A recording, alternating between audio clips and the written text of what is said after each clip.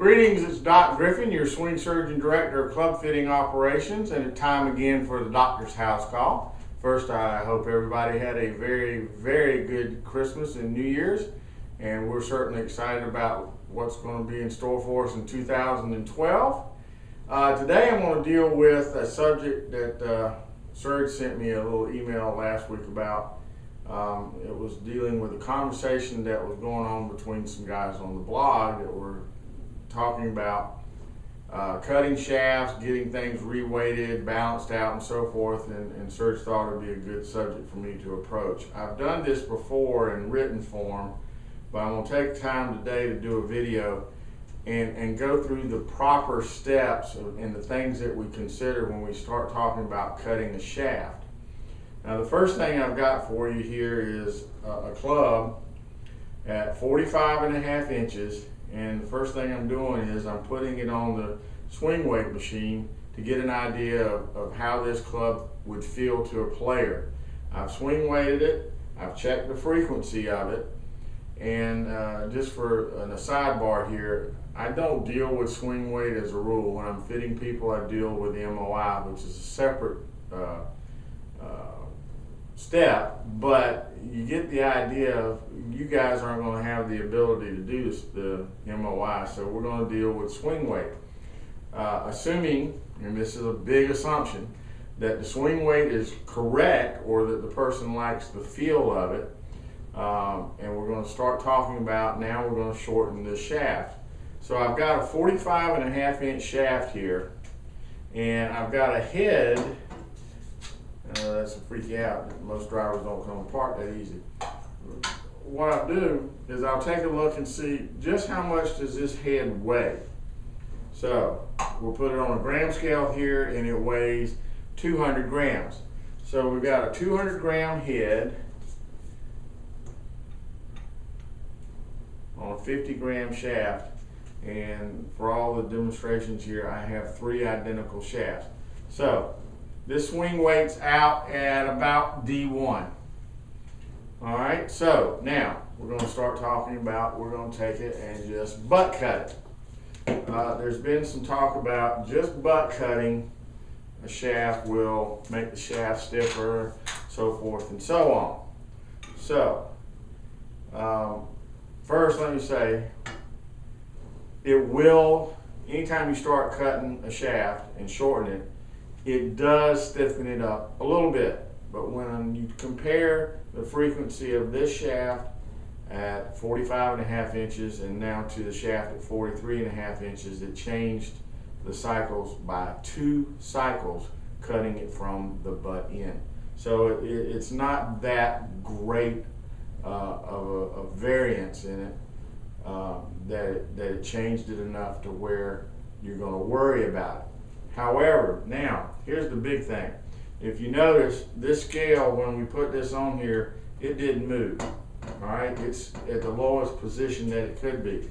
So I need to find out how much weight I need to add to this to get it back to what the original swing weight was, which I've already done this.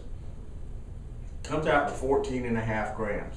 So in essence, we're adding enough weight to this driver head at 200 grams that we're bringing it up close to 215 grams, which is the swing or the gram weight of a 3-wood head. Now, if I take this head and add weight to it, and I just butt cut this shaft and put the weight on here like it is, I will bring it back up to the original swing weight, but what I have done is lowered the frequency of the shaft by 10 cycles now. That's lowering the playing flex of this club by over a whole flex. Now for some of you, and I mean this with kind of tongue in cheek, for some of you that are playing too stiff a shaft, that really wouldn't be a bad thing to have happen. But if you've got the right shaft as far as the frequency vibration, and you go and just butt cut it and then add weight to the club to get it back to original swing weight, you're going to lower the playing flex of that club by over a whole flex. So in essence, then it's going to be too soft in the tip, and you're going to wind up losing control, ball's going to fly higher, so forth and so on. You won't like it as much. Now, in order to really get this club to play as it did, as far as feel, swing weight, and the vibrational frequency or the flex that we're talking about, the proper way would be take a shaft, and since we're dealing with a club that's already made, it would involve pulling the shaft out.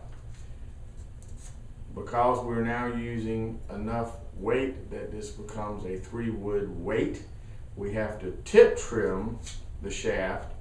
For this shaft, it's 1.5 inches. Tip trim it 1.5 inches, and then butt cut it down to the desired length, which in this case is 43.5. So that means I had to take another 1/2 inch off the end of that shaft. So now we have a 43.5 inch shaft. I would add 14.5 grams of weight. Now, I've had these questions before about how do you add that weight. There's several ways. I use tip weights, and I'll also use tungsten powder. You can also use a thing called wrap glue or hot melt, where you're actually taking wax and melting in it, and it runs down inside the hosel. It hardens and solidifies. At 14.5 grams, that's a little bit much to try and use hot melt, so I find it better to use a tip weight and tungsten powder. Okay, so we took this shaft, we cut it 1.5 inches to make it fit a 3-wood weight. The frequency comes out dead in line to what the original shaft was. We made the weight back so that there was the original swing weight. So now what you've got here is a 43.5 inch club that will play and feel just as your 45.5 inch club did, except that you're going to hit it in the center of the face more often. You're going to have better control and hit longer, straighter drives, and that's what it's all about. Well, that's it for me for today. If you have any questions, as always, feel free to call me or send me an email, or just put it here on the blog, and I'll catch it sooner or later. And we want to thank you for your support and for sticking with us, and we look forward to some great things in 2012. And as always, remember, better golf is just a fit away.